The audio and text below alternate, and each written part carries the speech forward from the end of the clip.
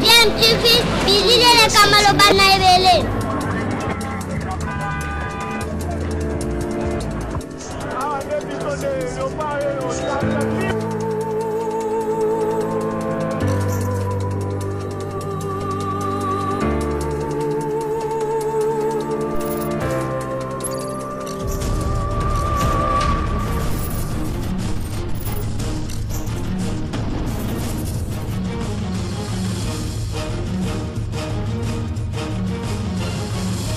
DMTV toujours en avant.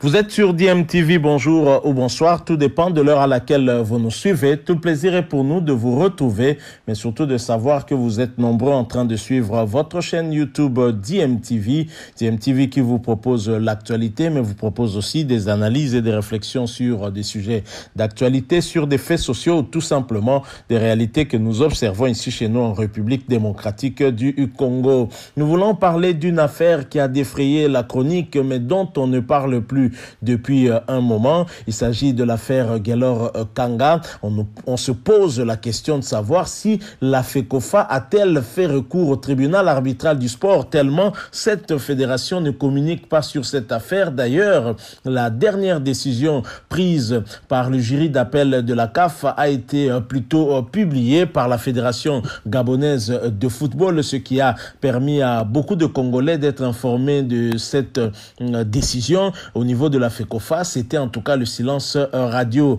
Alors bien que débouté à 2 reprises par la Confédération africaine de football, la République démocratique du Congo avait encore la possibilité, une dernière carte à jouer au tribunal arbitral du sport, et ce recours devait impérativement être introduite dans le délai tel que stipulé dans la notification du rejet de l'appel. Et cette notification, bien évidemment, qui faisait suite à la décision du jury d'appel de la CAF, déboutant une fois de plus la République démocratique du Congo, estimant que la RDC n'avait pas apporté des éléments nouveaux qui pouvaient permettre à ce jury disciplinaire effectivement de confirmer qu'il y avait usurpation d'identité. Alors, à la fin de cette décision, le jury d'appel a quand même prévu des voies de recours, à informer la Fédération congolaise de football, association des voies à des recours, en disant exactement ceci: conformément à l'article 48 alinéa 3 des statuts de la CAF,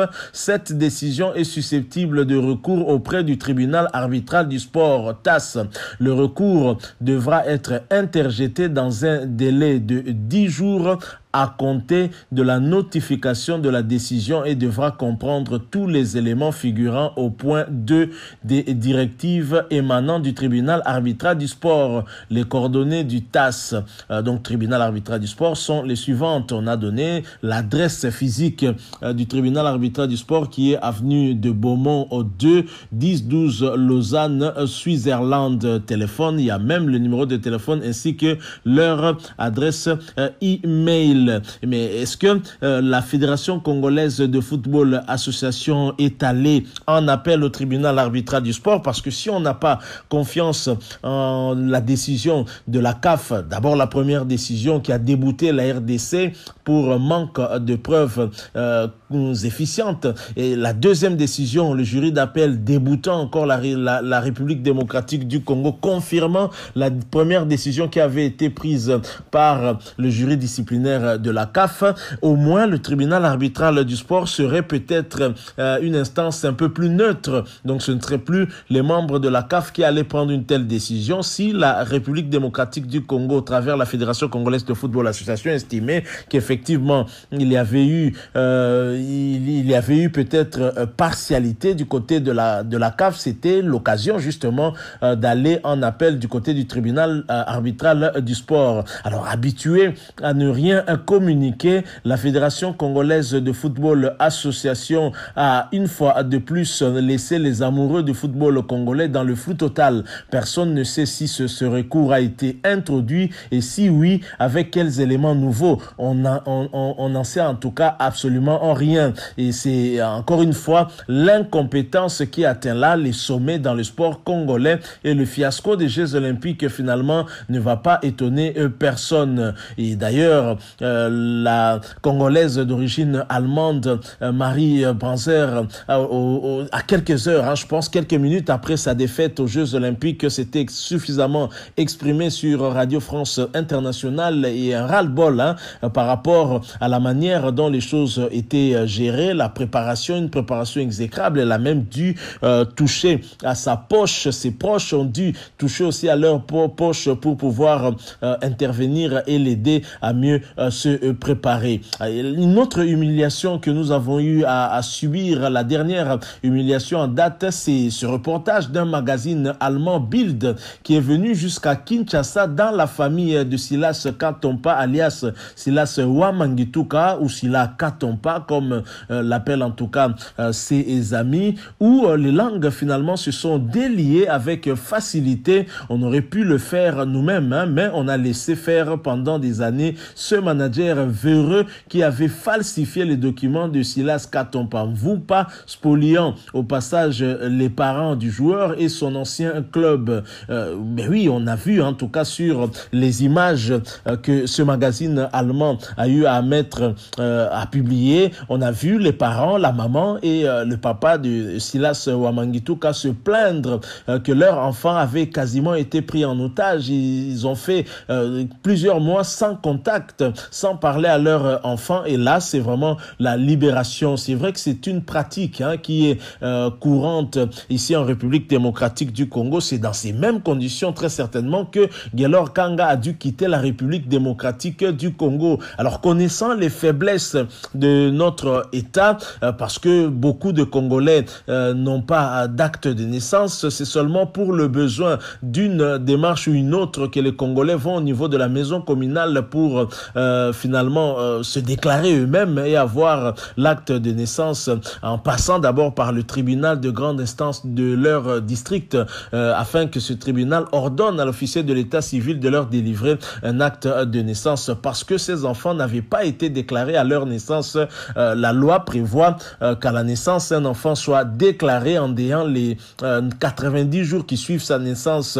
Dans le cas contraire, il faudrait aller au tribunal de grande instance du ressort du district de résidence des parents au moment de la naissance pour maintenant obtenir un acte de naissance. C'est une faiblesse chez nous. Peut-être que on n'a pas suffisamment en tout cas informé aux parents de cette situation. Alors beaucoup ne savent pas et beaucoup d'enfants en tout cas devenus adultes aujourd'hui, devenus eux-mêmes parents, n'ont pas d'acte de naissance. Alors Guelor Kanga avait défié tout un pays en nous demandant en tout cas de montrer ne serait-ce qu'un passeport ou un acte de naissance ou un document obtenu dans l'une des communes de la ville-province de Kinshasa qui prouverait qu'il serait congolais. On a été en difficulté de pouvoir fournir un seul document de ce genre, à part la carte d'électeur qu'on aurait fournie, et la carte d'électeur n'a pas trop été considérée, même si ici en République démocratique du Congo, c'est une carte qui fait office de carte d'identité, mais la CAF n'a pas voulu en tenir compte. Mais peut-être qu'au niveau du tribunal arbitral du sport, on pourrait considérer cela et peut-être avoir une autre lecture de ce dossier. Alors sur le cas Guelor Kanga par exemple, on constate que la fédération est restée tellement laxiste.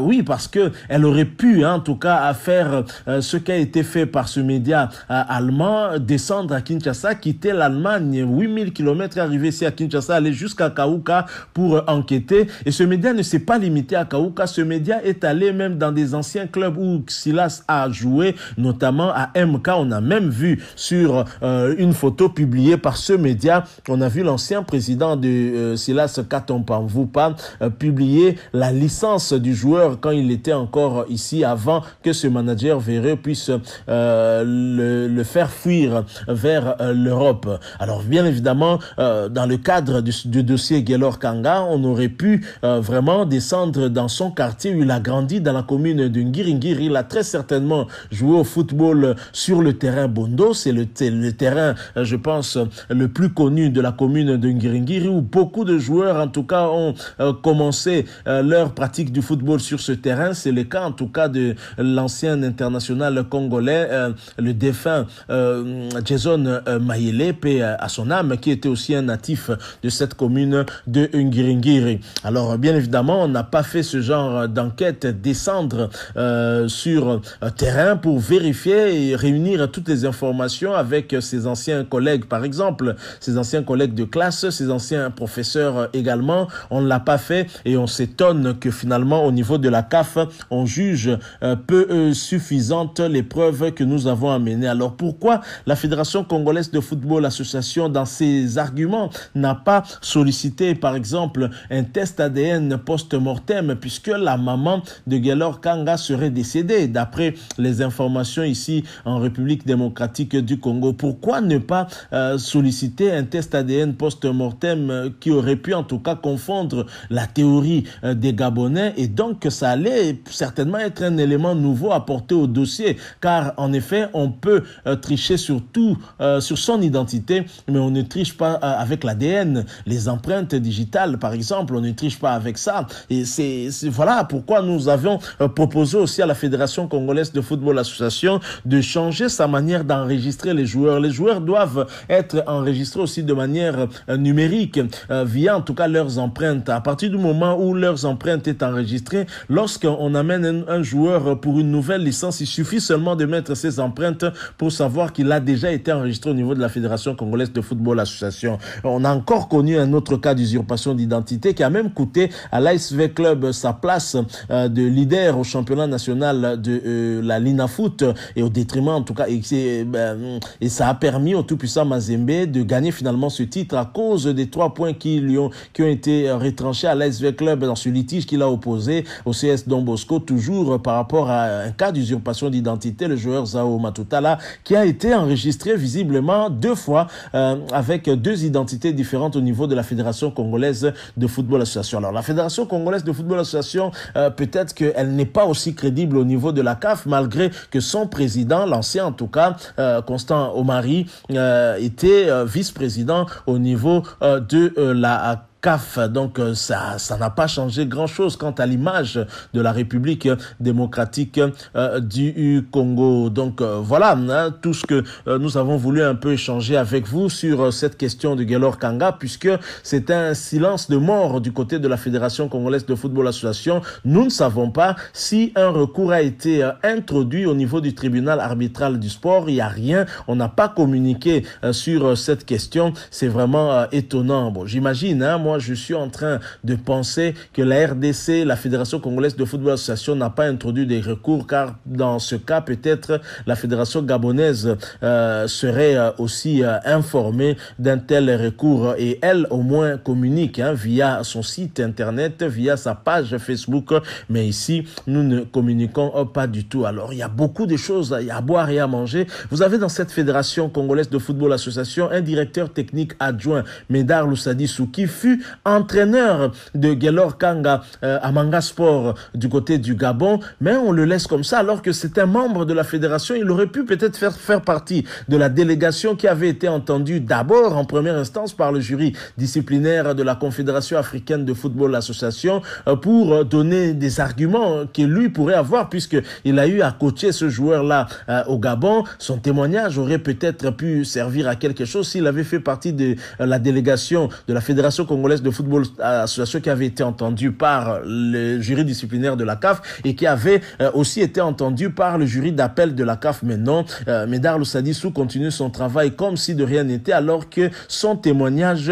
peut aussi faire basculer les choses, puisqu'il a eu à entraîner ce joueur du côté du Gabon. Triste, la Fédération congolaise de football association qui reste passive, qui ne nous donne aucune information. Vivement en tout cas que décembre arrive et qu'on ait des élections et qu'on ait des personnes beaucoup plus responsables à la tête de cette fédération pour faire avancer le football congolais, faire avancer les choses. Voilà, nous sommes arrivés à la fin de ce petit sujet que nous espérons vous aura en tout cas plu, aura retenu votre attention. Si vous l'avez apprécié, laissez-nous un maximum de j'aime, likez donc cette vidéo. Merci de partager avec nous aussi votre point de vue sur cette question de recours au niveau du tribunal arbitral du sport, une instance supérieure à la Confédération africaine de football association, mais visiblement la FECOFA n'est peut-être pas allée jusque-là. Peut-être que finalement, avec des changements aussi à la tête de cette fédération, vous le savez, c'est le vice-président